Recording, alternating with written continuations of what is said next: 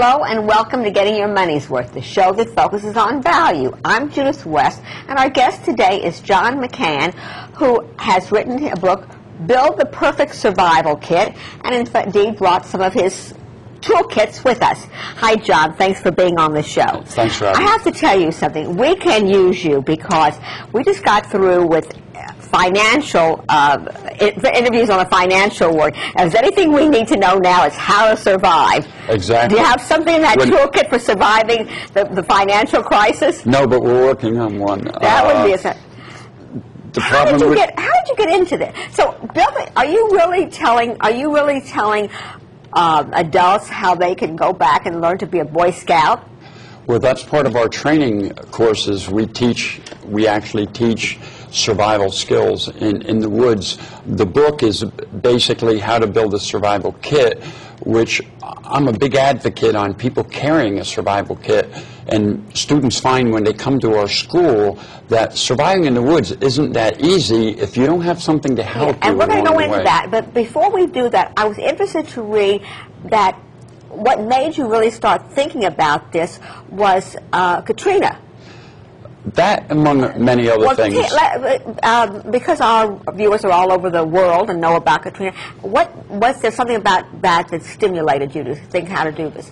To see all the people who were displaced and were caused to leave their homes and really had nowhere to go. They were all called to a government center where all types of atrocities occurred, where, in my opinion, if they had been able to maybe head in a different direction, head for the woods, they may have had a more pleasant survival experience than in some type of a government-housed and program. If not Katrina, for other kind of events.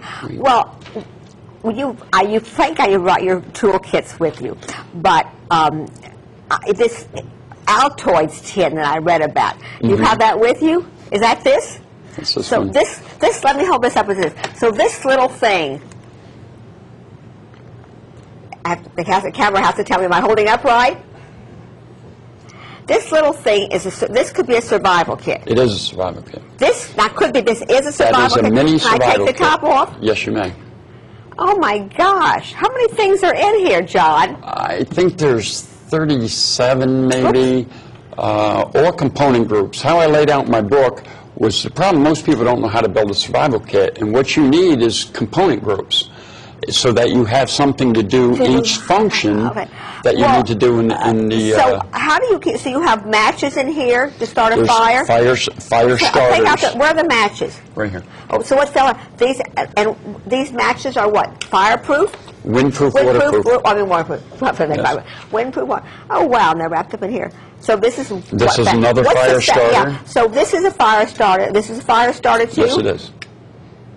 Well, why don't you do this? You're better at than I am. And give it to us in some... We don't want them all, but in order of importance, maybe. But fire is pretty important. Fire is very important. Fire provides so much for you. Most people think, well, I can cook. But there's also warmth, dry clothing, a sense of a friendship. Out in the woods, you have a fire, all of a sudden you're not alone. A sense of comfort. It's like to keep you company. Yeah, exactly. So we have a couple of fire starters in here. These are tinder, waterproof tinder. So if there's nothing in the woods to start a fire with, it's all wet, you can light these with a spark from this. And you just click, and you have a fire going. And there's knives, navigation, a compass. So if you get lost, you can find your way back to civilization if that's where you want to go. I normally go the opposite direction. Right. And there's a fishing kit in here to collect food with. There's snare wire. A very important thing is a signal mirror. Signal mirror? A signal mirror and a signal whistle. These are signaling devices are important, so if you're lost and someone's looking for you, noise? You can. They're very loud. I won't blow it all go ahead. away. It's all right. We're vocal. Well, okay. Is that one stuck? That one's stuck. All right. We go home, change that, and come back with one that blows. Right. Well, and this mirror, I carry one in my wallet. That one I know works. Okay, good. And what does this mirror do? Signal mirror is, so if someone is trying to locate you, such as a helicopter or people on a hill, you kind of flash this? You flash this at them and it lets them know where you are. It can be seen up to miles and miles. Oh, wow. The disadvantage of that is you need sun. The advantage of a whistle is you can't yell forever. You're going to run out of energy. Right. Where a whistle, you can toot 3 times, which is international call. Right. You got your whistle there? That's okay. same one. Right. Okay. This one here got apparently there's broken on the last show we did. How many items do you have in this little tin? 37. Well, that was ingenuity to get all that in one little tin. Yeah, there's a water bag in there. There's water purification There's water tablets, purification and a water bag that and you a can water store bag water. to put the water in. Oh, wow. There's a lot in there. There's an awful lot in here, and that's Very small. very impressive. That would also fit in a pouch like this. The problem with the real small survival kits, here's another one just built differently.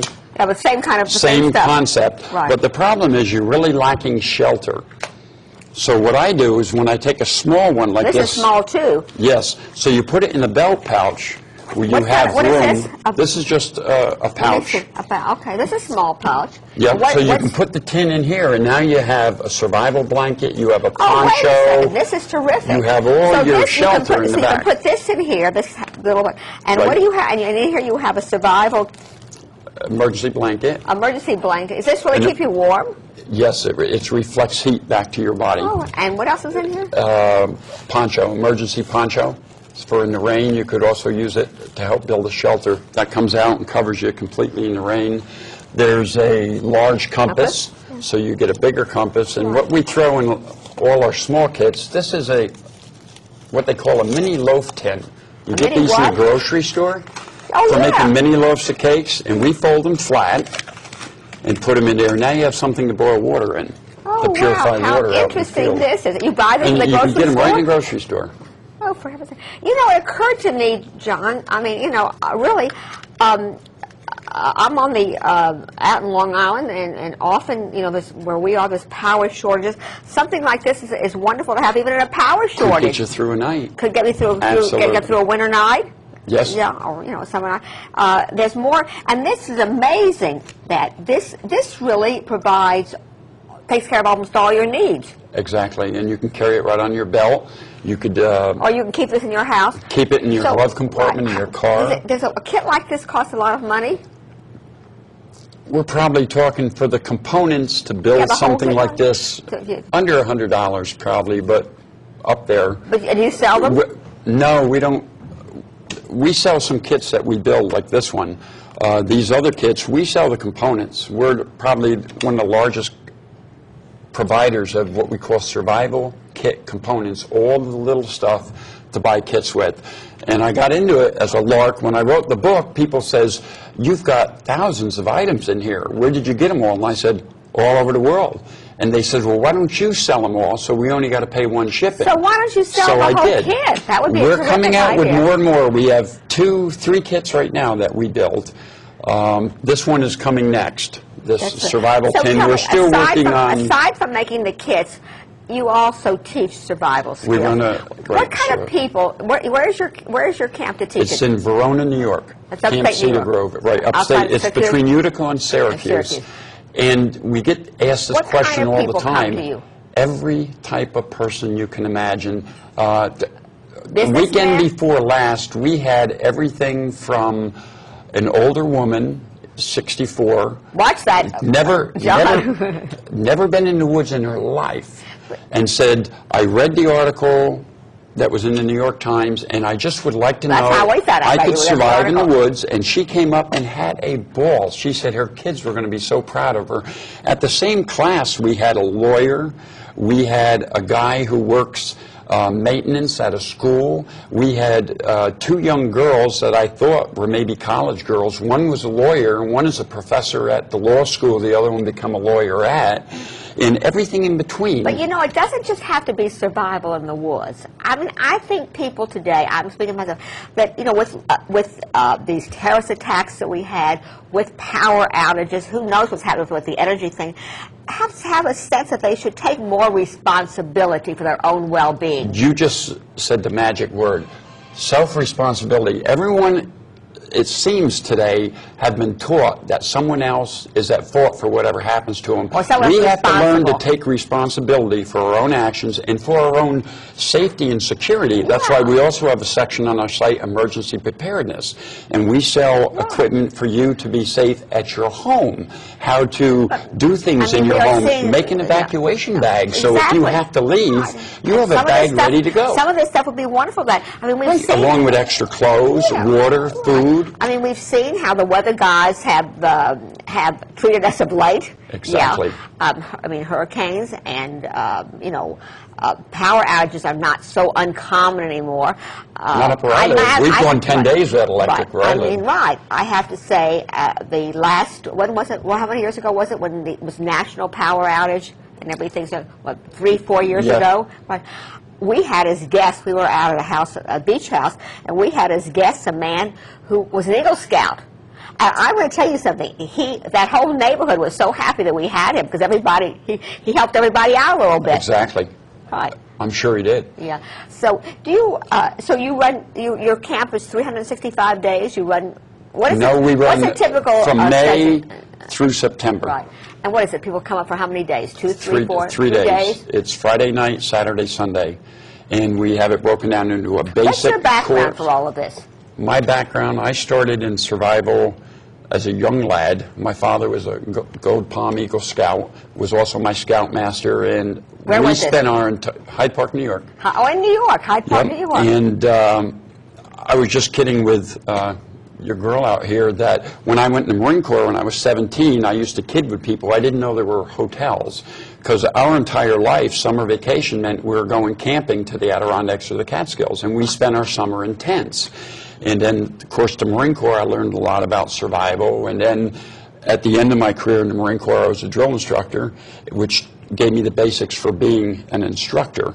And since then, I've taught a lot of different things, including survival and some things that are out of this realm. I think that unbeknownst to you, not planned to you, you came upon a great marketing idea, and I think you have a niche. You found something right now that it's kind of comforting.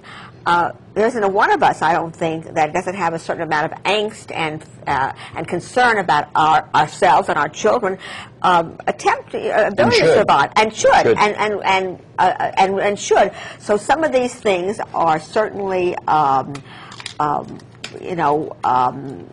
known. To me, I think, I can't get it all back in, so I'm going to just do it like this. To me, I think, you'll put it back in. To me, I think the most amazing one is, how many pieces are in this kit? 37. One can survive with this little tin. Survive, as long as you know how. One thing I really push in my book and in our school is what I call backyard survival. And that is backyard survival. And what you do is you get your components for a survival kit, and you go in the backyard and you play and practice with them. Because the time to learn how to use a fire starter is not when you need a fire. And if something doesn't work, even people who buy tents, sleeping bags, I say take it in the backyard and try it. If it doesn't work, you can go in the house. If it doesn't work and you're out in the woods, now you're back into a survival situation. Good idea. All these survival kits, this one came from you. Right. Yeah. This one we produce. This is called a non-expiring. You can put that in a plane, a car, or whatever, and it'll sit there forever. No, it has a permanent shelf life. Permanent shelf life. Okay, right. Good idea. Thank you very much, John. I really appreciate having you on the show. Thanks for having me. If you're watching Getting Your Money's Worth, How to Survive, we had if this isn't your money's worth, I don't know what is. Thank you for watching.